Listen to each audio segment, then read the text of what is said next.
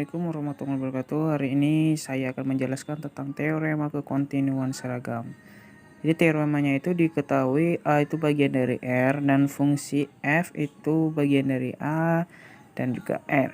Pernyataan-pernyataan berikut itu harus ekuivalen terhadap satu. F itu harus kontinu tidak seragam pada A. Maksud F itu tidak kontinu tidak seragam pada A adalah apabila dia itu mengingkarin dari dua faktor ini. Maksudnya gimana? Epsilon 0 itu tidak lebih besar dibandingkan 0. Kemudian setiap bilangan real itu deltanya itu juga tidak lebih besar daripada 0. Dia ingkar sehingga dia tidak seragam pada A.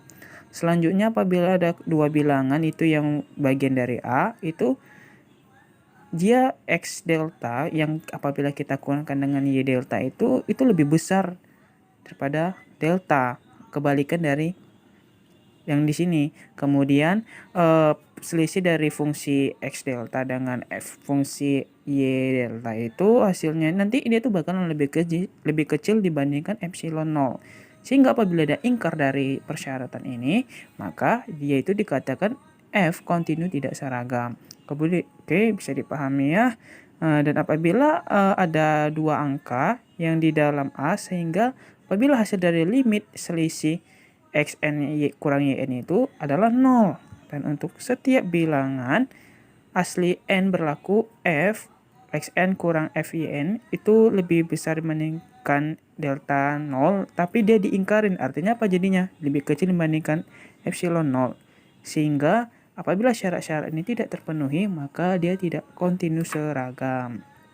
Assalamualaikum warahmatullahi wabarakatuh. Baiklah untuk teman-teman semua, hari ini kita akan membahas tentang kekontinuan seragam. Oke, dari definisi atau teoremanya, itu diketahui A itu bagian dari R, fungsi dari F bagian A. Apabila dia menuju bilangan real, dikatakan kontinu seragam pada A. Jika untuk sembarang bilangan real, itu epsilonnya itu harus lebih besar dibandingkan A. Oke, terdapat bilangan yang harus berhubungan di mana deltanya itu juga lebih besar dibandingkan 0, sehingga untuk sembarangan angka apabila X, Y itu bagian dari atau elemen dari A. Dengan apabila X yang kita kurangkan dengan Y permutlakannya itu juga lebih kecil dibandingkan delta. Sehingga berlaku apabila fungsi X dikurang fungsi C dimutlakan hasilnya itu lebih kecil dibandingkan epsilon. Kita akan masuk ke contoh di mana fungsi F itu dengan Fx sama dengan 1 per X kontinu seragam pada A sama dengan 2, tak terhingga. Buktinya kita ambil sembarang bilangan real itu epsilon lebih besar dibandingkan 0. Kalau kita pilih bilangan real delta lebih besar dibandingkan 0, misalnya kira-kira deltanya itu berapa? Sekarang kita lihat dulu di sini. Kalau epsilonnya itu lebih besar daripada 0, maka deltanya itu juga pasti bakalan lebih besar daripada 0. Oke. Kalau dia delta itu lebih besar dibandingkan 0, jadi deltanya itu juga harus lebih besar apabila X itu kita kurangkan dengan Y. Oke. Misalnya gimana? Kita lihat pembuktiannya ya.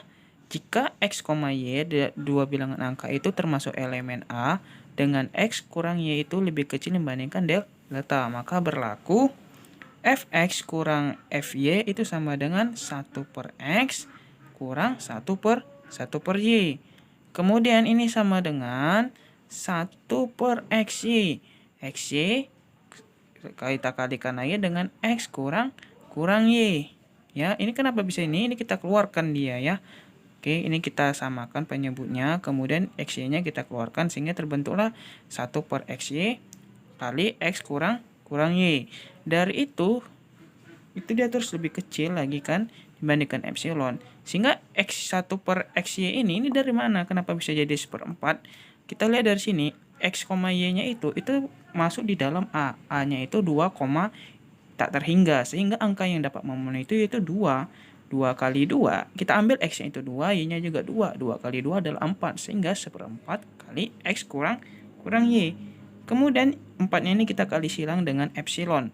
Sehingga dapat X kurang Y lebih kecil dibandingkan delta, yaitu sama dengan 4 epsilon. Seperti itu. Baiklah, kali ini kita akan membahas tentang fungsi Lipschitz. Diberikan himpunan A merupakan bagian dari R, fungsi f itu bagian A menuju R akan dikatakan memenuhi kondisi Lipschitz pada A jika terdapat bilangan real itu k-nya lebih besar dibandingkan 0, sehingga untuk setiap x, y elemen A berlaku fungsi fx kurang fy itu permutlakannya lebih kecil sama dengan k kali permutlakan x kurang y. Oke, untuk ke contoh soal, fungsi f dengan fx itu sama dengan 1 per x memenuhi kondisi Lipschitz pada A 2, tak terhingga. Untuk sebarang x, y elemen A berlaku apabila fx kurang fy, kita ganti aja lah ya, kita ambil fx-nya ini, fy-nya maka ini kita ganti y, 1 per y, kita setarakan dapat x kali y x jadinya x kurang y ya, y-nya di sini. Selanjutnya fungsinya itu jadi 1 kurang xy. Oke, dari ini dapat kita lihat bahwasannya A ya, x, y itu merupakan bagian konvergen dari A, yaitu 2 mendekatin tak terhingga, di mana 2 itu merupakan angka paling kecil, sehingga x, y-nya ini sama-sama 2. 2 kali 2 adalah 1/4, sehingga hasilnya seperti ini. Nomor 2, fungsi f dengan fx sama dengan 2x tambah 1 memenuhi kondisi Lipschitz pada R, sebab untuk sembarang x, y elemen R berlaku fx kurang fy. Fx masukkan aja ini, fy kita ganti dengan y. Udah, kemudian sama dengan 2 kali x kurang y. Ya, lebih kecil sama dengan 2 kali x kurang y. Dari mana itu kita kali silang ini ke dalam ya. Jadinya 2 negatif 2y kurang 2. Ya, kemudian yang sama-sama variabel kita gabungkan. Kan jadi 2x kurang 2y. 2-nya kita kurangkan sehingga terbentuk 2 kali x kurang y. Ini kan 1 ya. Ya kan, 2 kurang x kurang y, seperti itu.